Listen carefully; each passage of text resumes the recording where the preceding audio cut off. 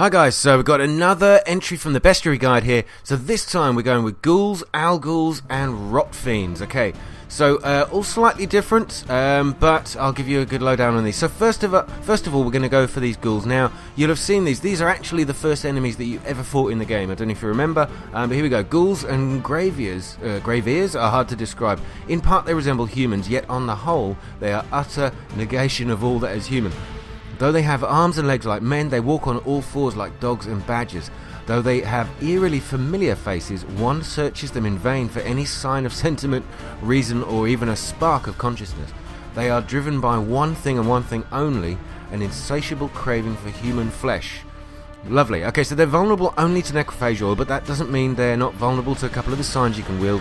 And I recommend, of course, the Ard and the Igni signs, which are probably most useful for enemies in general anyway. Sometimes when you find them in places like this where they're surrounding a cart, what I've often found, and quite a lot, is there's an exploding barrel somewhere, and it's like they try to draw you in to get hit by that barrel. As soon as you hit the barrel, it blows up and you die, not them. Watch out for these guys. They're not too bad. I'd use the roll technique and make sure you dodge out their way. When they do strike, they can take a bit of damage off you, but only when you're low level. I think as you level up, you just find these things no problem at all. They always come in packs, so I'd recommend that using the roll to sort of isolate one of them away. If you roll sort of you're in the middle of two or three of them, you kind of isolate one of them because the others take a little time to work out where the hell you've just gone, just like that guy behind me. And I'm able to take on the one to the left there, although this particular bit didn't work.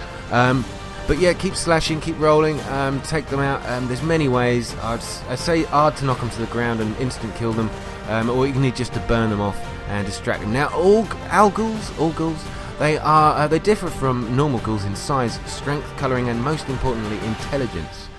Whereas ghouls and graveers are primitive creatures, unfit to plan even the simplest ambush, all ghouls and their kindred, such as centaurs, are capable of forethought and therefore much more dangerous. Again, not vulnerable to many things. Now, what I recommend you do is use your axi, as it says it's vulnerable to them. Hit them with that, and you get a little bit of a chance to take them out. But now, one thing to notice is the spikes that come up on their back. When the spikes are up and you hit them, you take a little damage as well. But if you stun them with the Ard sign, the Axi sign, it will when they come round again, the spikes are down, and that gives you a chance to attack without you taking damage yourself. Okay, Rotfiends. I kind of like these guys. Rotfiends resemble decomposing human bodies that have been stripped of their skin. Their presence is given away by their overwhelming stench of the rot, and which gives them their name. Devourers are a particularly dangerous kind of rotfiend, marked by an insatiable appetite for human flesh. Again, these guys are just vulnerable to the necrophage oil, but typically they are in packs. Now, there's a couple of cool things about these guys. These were one of the first enemies that I went, what the hell's going on there? But it's quite cool. So you obviously find them in packs, but one thing, to get the entry in your bestiary, you have to kill one outright. Now, there's a reason why I'm telling you that. So first of all, I'd recommend use Ard to knock them over and stab them when they're on the ground. You don't have to do that, but to get the entry in your bestiary, you need to kill them before something else happens. And I'll show you in a second exactly what that is.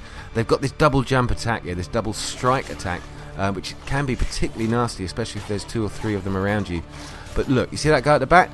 After a while, when they're down to about a bit less than quarter health, their head will swell and they suddenly explode. Now, the very cool thing about that, although they kill themselves, it's not technically you killing them, is they can set off a chain reaction, just like here, where one can kill another. Now, I think that's pretty cool. Here we go again. So I've got another bunch of these guys, these lovely Rotfiends. Now, Igni, again, is pretty good. It stuns them, knocks them back a bit. There you go, you've got one blowing up. That did enough damage to the guy standing next to him to kill him. I didn't even have to touch him. Okay, so guys, with these ones, watch out again, as I said, for the jump attack, the claw attacks, any of these enemies like that. That guy nearly got me, but he stood next to his mate who was exploding and took a hell of a lot of damage, so I've only got one more shot to kill him, or two. Yeah, there you go, so he's blowing up. Beautiful. Guys, okay, I hope you enjoyed the tips. I hope they were useful. Please remember to leave a like down below and put a comment down, let me know how you're getting on with the game. And please subscribe to the channel if you're new. That would be fantastic. We'll be back soon. Thanks a lot, guys, and good night.